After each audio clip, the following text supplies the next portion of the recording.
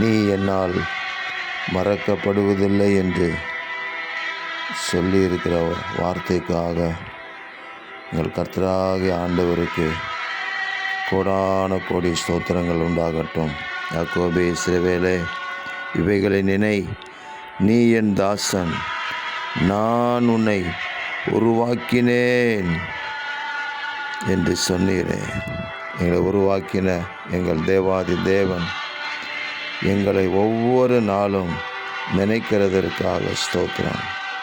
கர்த்தர் நம்மை நினைத்திருக்கிறார், அவர் ஆசீர்வதிப்பார் என்று சொல்லப்பட்ட வார்த்தையின்படி ஒவ்வொரு நாளும் நீர் எங்களை நினைத்து ஒவ்வொரு நாளும் எங்களை ஆசீர்வதித்தருளும் ஆண்டவரே.